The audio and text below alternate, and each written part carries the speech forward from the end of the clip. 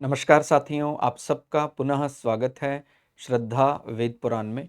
तो आज हम लोग डिस्कस करेंगे श्रीमद् भगवद गीता अध्याय 10 श्लोक अर्थ 7। इससे पहले हम लोगों ने अध्याय 1 से 9 तक के सभी श्लोक अर्थ सरल हिंदी भाषा में दोनों ही चैनल श्रद्धा एस्ट्रो ज्योतिष, श्रद्धा वेद पुराण में अपलोड कर दिए हैं। आप में से कोई भी व्यक्ति भगवद गीता को सरल हिंदी भाषा में समझना चाहता है, आप हमारे चैनल में आए जहां आपको 700 के 700 श्लोक अर्थ मिल जाएंगे। तो आज के श्लोक अर्थ में भगवान श्री कृष्ण अर्जुन को समझाते हुए कहते हैं, जो पुरुष मेरी इस परमेश्वर्य रूप विभूति को और योग शक्ति को तत्व से जानता है वह निश्चल भक्ति योग से युक्त हो जाता है, इसमें कुछ भी संशय नहीं है। तो परमेश्वर्य रूप विभूति, विभूति यानी एक प्रकार से हर जगह श्रेष्ठता का अनुभव होना, प्रकृति के हर रूप में परमात्मा का अनुभव होना। सूर्य का प्रकाश में भी हमें वही दिव्यता दिख रही है, गंगा जल में भी हमें वही दिव्यता दिख रही है, किसी के सत्यवाचन में, दया में।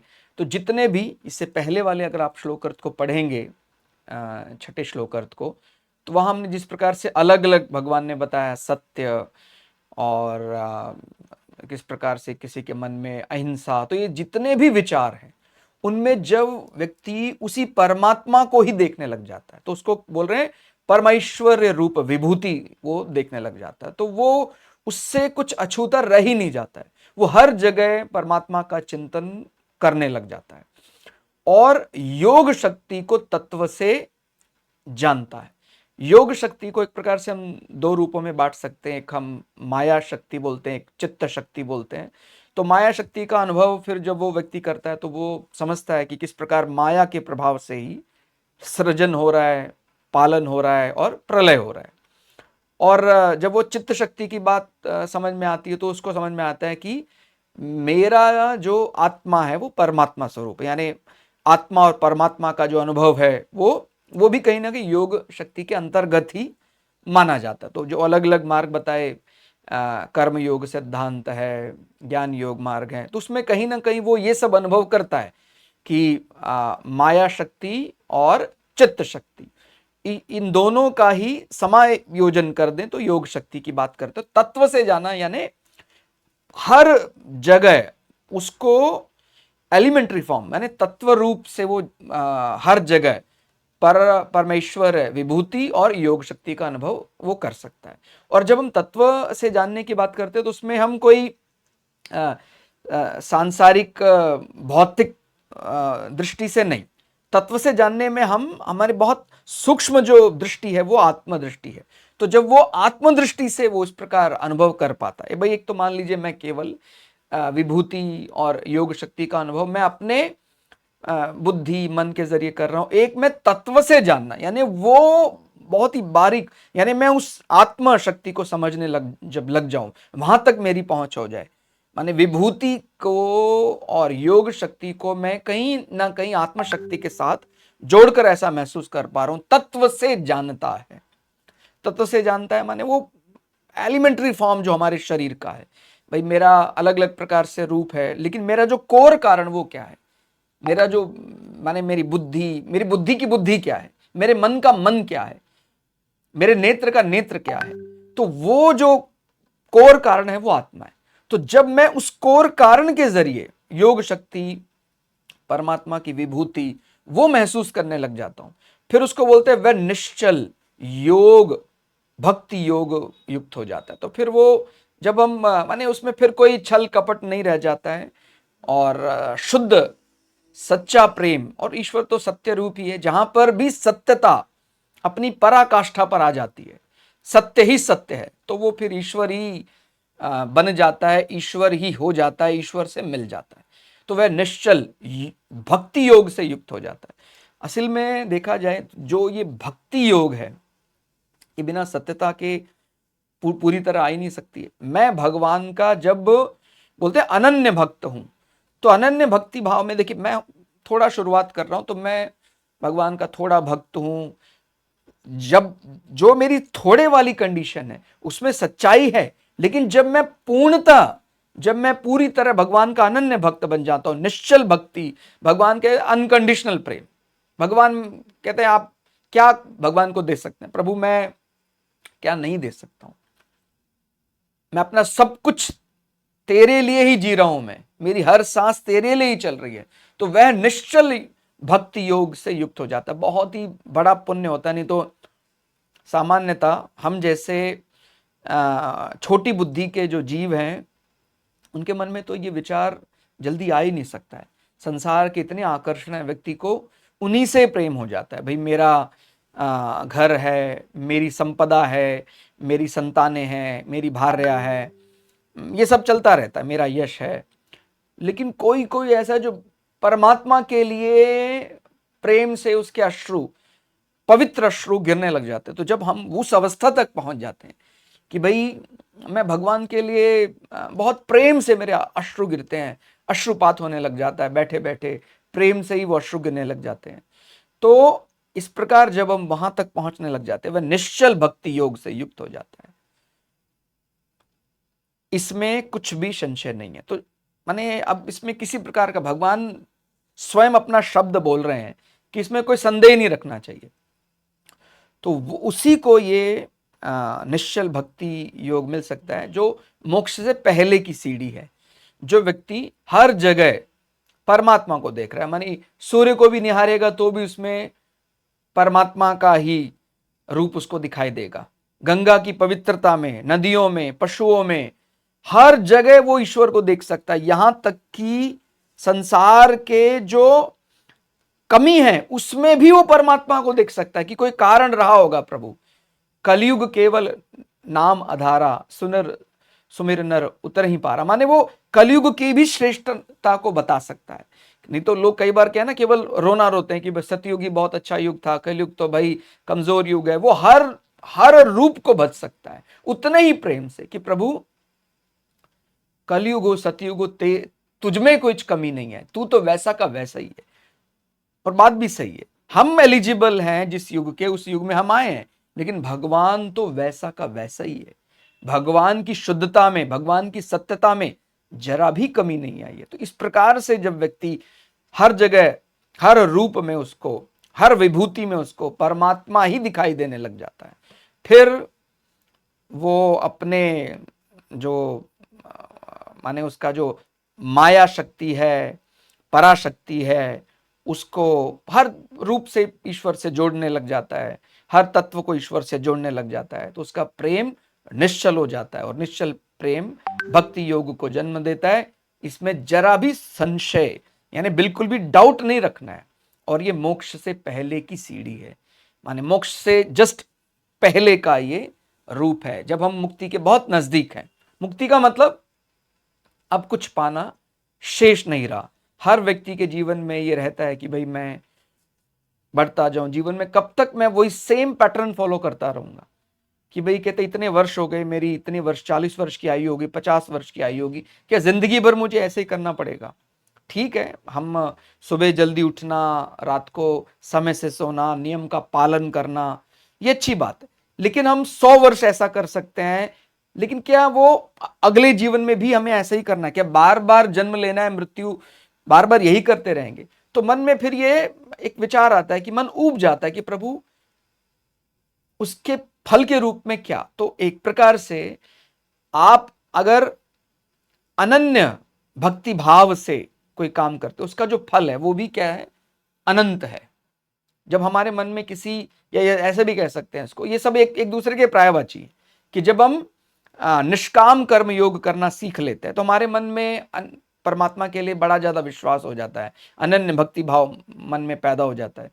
और उसका फल भी फिर जब अनन्य ऐसा भक्ति भाव से काम कर रहे हैं या निष्काम कर्म योग कर रहे हैं, तो फिर उसका जो फल है वो सीमित नहीं होकर असीमित हो जाता है। और असीमित फल का मतलब होगा अब हमें केवल किसी लोक में कुछ हजार वर्ष के लिए सुख मिलेगा, ऐसा नहीं।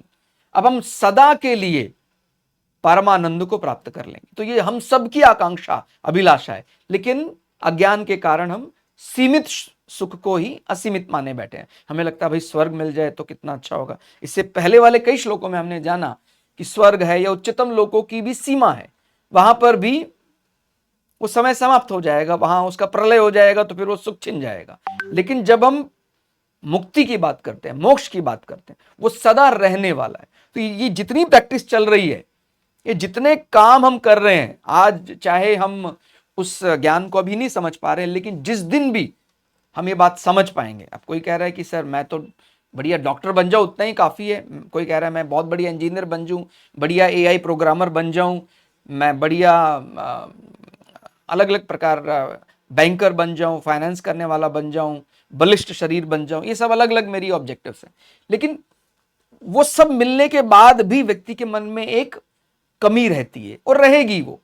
तो जब व्यक्ति ये अपने माने जीवन को देख कर कोई बहुत बड़ा पुण्य होता है, तो पहले भी समझ जाता है कि नहीं, मैं तो उसके मिलने के बाद ही मुझे परमानंद प्राप्त होगा। और मुक्ति की जैसे जैसे नजदीक जाने लग जाते हैं, हमारा दंभ, अहंकार, ये सब नष्ट होने लग जाता है। तो ये लक्षण है, माने कहते हैं ब्रह्मज्ञानी के क्या लक्षण है। वो अपने ज्ञान के मद में चूर नहीं होगा।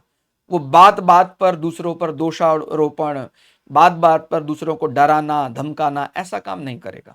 क्योंकि हम स्वयं ही अभी इस मार्ग पर नहीं चल पा रहे हैं अच्छे से। दूसरे को हम कैसे थ्रेट कर सकते हैं, दूसरे को हम कैसे माने धमकी भरे लहजे में कह सकते हैं तूने धर्म का पालन नहीं किया है, तेरे साथ ऐसा हो जाएगा। ऐसा आपने देखा होगा आजकल व्यवहार में ये चीजें बड़ी चल पड़ी हैं कि मैं धर्म का पालन करूं ना करूं, लेकिन मैं जबरदस्ती तुम लोगों से धर्म का पालन करवाऊंगा। ऐसा आजकल बड़ा चलता है।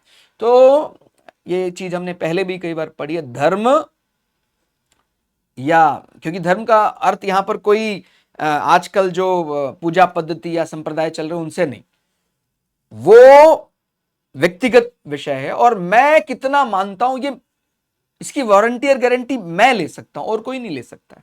कई बार हो सकता है दिखने में कोई व्यक्ति, बाहर से दिखने में कोई ऐसा सिला हुआ वस्त्र पहने, जैसे कुछ समय पूर्व तक की अगर बात करें, आज के 200 साल 500 साल पहले, तो ये कटी वस्त्र या सिले हुए कपड़े जो है उस समय कम प्रचलन था। लेकिन तो उस प्रकार उस व्यवहार में जो लोग व्यवहार करते थे, तो उस प्रकार की बातें आज भी यदि सम चलती हैं कि भाई हाँ, कटी वस्त्र आपको बिल्कुल व्यवहार में भी पहनना चाहिए, हो सकता है। लेकिन आज देश काल परिस्थिति अनुसार कोई हर समय सिला हुआ माने हर समय वो ऐसा कटी वस्त्र या बिना सिला हुआ नहीं पहन पा रहा है। लेकिन इसका अर्थ ये कदापि ना समझे आप कि जो व्यक्ति कटी वस्त्र पहने हैं केवल उसी वो कॉपीराइट है कोई मोक्ष पर या मुक्ति पर। वो जो मन की शुद्धता, मन की पवित्रता है, खासकर आज के समय कलिकाल में, तो बोलते हैं ना भाई आप सत्संग कर लें उच्च श्रेणी का, आप अपनी गारंटी वारंटी ले लें। पता लगा मैं कटी वस्त्र पहना हूं लेकिन मैं दम्भ, अहंकार, क्रोध से मैं दूर नहीं हो पाया हूं, तो फिर मुझे लगता है वो जो बल है वो कम हो जाएगा। और अगर कोई व्यक्ति, अब जैसे सेना की हम बात कर लेते हैं, और भी कई ऐसे हैं जो राष्ट्रहित में उन्होंने इस प्रकार के कुछ ऐसे कर्म किए हैं, या जो कोई ऐसे वैज्ञानिक स्तर के लोग हैं जो बड़ी रिसर्च में लगे हैं, तो वो उनकी निष्ठा किस प्रकार की है, देश के लिए, समाज के लिए वो किस हद तक जा सकते हैं, उनका हित करने की जो वो किस प्रकार की उनकी सोच है। तो अगर वो हित करने के लिए, राष्ट्र के लिए, समाज के हित करने के लिए वो कटी वस्त्र नहीं भी पहन पा रहा है, तो भी मैं समझता हूं निश्चित रूप से भगवान की अनन्य अगर वो भक्त है तो उस पर भगवान की कृपा होगी ही होगी। और उसको माने हम ऐसा मतलब अपने वाक्य से नहीं कह सकते, क्योंकि भगवान पर मेरा कोई ऐसा जोर या भगवान मेरे अधीन ऐसा नहीं है। ये बात समझनी है। जब जो व्यक्ति इस प्रकार अहंकार में डूबकर इस प्रकार का वाक्य बोलता है कि तूने धर्म का पालन नहीं किया है तो तू नरक में जाएगा, मुझे लगता है कि ये तो परमात्मा पर ही छोड़ देते हैं जो कर्म फल है। क्योंकि भगवान कई बार 56 भोग से भी नहीं रिझते हैं, और भगवान कई बार जो हमारे लिए खाने लायक नहीं है, भगवान उससे भी रीझ जाते हैं। तो ये तो अपने भावना के ऊपर है। अगर देखा जाए तो केले का छिलका हमारे भी खाने लायक नहीं है, सामान्यतः हम नहीं खाते हैं। लेकिन अगर हृदय में सच्चा प्रेम है तो भगवान केले का छिलका खाकर भी आपको वो बल दे सकते हैं जो दूसरे को 56 भोग अर्पण करने पर भी नहीं मिल पाता है। इसीलिए आपकी जैसी भी परिस्थिति है, आपकी जैसी भी निष्ठा है, अगर कोई आपको ये मजबूर करता है कि नहीं आपको 56 भोग तो लगाना ही पड़ेगा, तो मुझे लगता है कि अभी पूरी तरह से समझा ही नहीं वो ईश्वर का मर्म, ईश्वर का रहस्य है। लेकिन अगर आप सक्षम हैं तो आप निश्चित रूप से अपना समर्पण देवताओं के प्रति, परमात्मा के प्रति करें वैसा कि प्रभु मैं सक्षम हूं तो निश्चित रूप से मैं आपको 56 भोग दूंगा। लेकिन केवल 56 भोग देने वाला ही मुक्ति का या पुण्य लोकों का अधिकारी है। दूसरा जो व्यक्ति अपने शुद्ध निर्मल हृदय से भगवान को पुकार रहा है, उसके पास अभी वर्तमान में कोई ऐसा बल नहीं है जिसके कारण से वो 56 भोग दे सके, लेकिन उसने जो भी भोग लगाया पूरे जिसको क्या बोलते हैं अनन्य भक्ति भाव से, निश्चल मन से उसने लगाया, तो भगवान उसको स्वीकार कर लेंगे। तो यहां पर इतना ही बात समझनी है। हर जगह भगवद गीता में हम ये देख रहे हैं कि जाना किस तरफ है, मुक्ति की तरफ, मोक्ष की तरफ, और कैसे जाना है, सत्यता से जाना है। अब सत्यता की गारंटी और वारंटी कौन ले सकता है? वो आपके अलावा, या कहें ये मेरा ये जो शब्द व्यक्तिगत विषय, आप ही अपने शुद्धता, शुचिता, सत्यता की गारंटी ले सकते हैं। तो अगर मैंने गारंटी ले ली है कि प्रभु मैं जानता हूं, प्रभु मेरे द्वारा बोला गया, मेरे द्वारा समर्पित किया गया हर वाक्य प्रभु आपके लिए है, आपके और मेरे बीच जब मैं संवाद करता हूं तो जरा भी दूरी नहीं होती है। आप और मेरे बीच जब संवाद होता है प्रभु, तो संसार का कोई भी व्यक्ति, वस्तु, स्थान, उसकी चर्चा नहीं होती है। तो इसका मतलब अब वो निश्चल भक्ति योग में आ गया है और उसकी मुक्ति निश्चित है। थोड़ा और यदि सरल करके भी समझे, एक बार जब मनुष्य को यह बात समझ आ जाती है कि ब्रह्मांड का संपूर्ण ज्ञान, समस्त कामनाएं, अब कामनाओं की जो बात कर रहे हैं, देखिए अगर सांसारिक कामनाओं तक ही सीमित रहेंगे तो बार बार वो तो उसमें ऐसा होता है कि अभी के लिए, थोड़ी देर के लिए सुख मिल गया, फिर दुख मिल गया। लेकिन जो बोलते हैं ना संपूर्ण, अपने आप में संपूर्ण हो जाने का मतलब कि कुछ ऐसा मिल जाए कि दोबारा किसी से कुछ मांगना ना पड़े, तो कहता है वो जो कामना है वास्तव में परमानंद, वो तो ईश्वर के प्राप्ति के बाद ही हो सकती है। तो जिसको हम समस्त कामना कह लें, संपूर्ण कामना कह लें, या परमानंद की प्राप्ति कह लें, जब इंसान ये बात समझ लेता है कि मैं संसार की किसी भी वस्तु, व्यक्ति को प्राप्त करके मेरी समस्त कामनाएं तो पूरी नहीं हो सकती, वो तभी पूरी हो सकती हैं, माने वो सांसारिक दृष्टि से देख रहा है, लेकिन अगर थोड़ा वो अच्छे से विचार करेगा, आध्यात्मिक दृष्टि से समझेगा, तो मुझे परमानंद, परमपिता की प्राप्ति होगी, तभी मेरी कामनाएं पूरी हो जाएंगी और फिर मेरे मन में अब कुछ पाना शेष नहीं रहेगा। तो जब उसको ये बात समझ में आ जाती तो फिर उसका संकल्प ईश्वर के प्रति दृढ़ हो जाता है। तो उसको मैंने ये बात समझनी चाहिए पहले कि जो मुझे परमानंद दे सकता है, जो मुझे परम शांति दे सकता है, वो क्या है? वो परमात्मा है, उसके अलावा कुछ भी नहीं। कहता संसार का सबसे स्वादिष्ट भोजन आपको करा दे तो क्या आपको परमानंद, परम शांति मिल जाएगी? नहीं मिलेगी। संसार का, ब्रह्मांड का सबसे सुंदर रूप आपको दे दें, क्या आपको परम शांति मिल जाएगी? नहीं मिलेगी। आपको ब्रह्मांड, संसार का सबसे अधिक जो धन दे दें, क्या परम शांति मिल जाएगी? नहीं मिलेगी। तो अंततोगत्वा ये बात धीरे धीरे धीरे धीरे समझ में आ जाती है। लेकिन अगर, जैसे मैंने बताया कि अगर बड़े श्रेष्ठ कर्म, तो कि पहले भी बात समझ आ सकती है, जरूरी नहीं कि हमें बहुत लंबा समय इन चीजों को समझने में लगाना पड़े। तो इसलिए आपको, जीवन बड़ा सीमित है और एक ही जीवन में हो जाए तो बड़े पुण्य है, नहीं तो कई बार एक जन्म, दो जन्म, कई जन्म लग जाते हैं, तब भी हम उस परम रहस्य मुक्ति को नहीं समझ पाते हैं। तो पहले तो हमें यह बात समझनी होगी कि मेरा जो परम लक्ष्य है वो क्या है। जैसे कहता है अभी आपका लक्ष्य क्या है, कहता है जी मुझे एनुअल होना चाहिए, कम से कम इतने लाख रुपए, इतने करोड़ रुपए कमा लूंगा तो फिर मैं सुखी हो जाऊंगा। कहते वास्तव में एक बार अच्छे से विचार कर लीजिए, इतने सैलरी मिलने वाले क्या परम सुखी हैं क्या?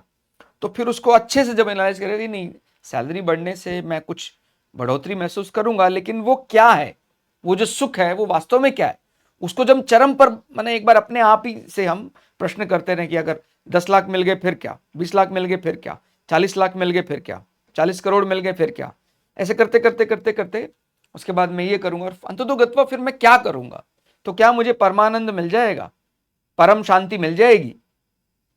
तो वो बात अपने आप ही जब आप लेवलिंग करेंगे तो आपको लगेगा कि अरे अरे, ऐसे ही ऑलरेडी कई लोग हैं जिस फॉर्मेट में काम कर रहे हैं, उनके पास दुनिया का सबसे अधिक धन का भंडार है, उनके पास रूप सौंदर्य का भंडार है, सारे भोग वस्तुएं, फिर भी क्या वो पूरी तरह सुखी हो पाए।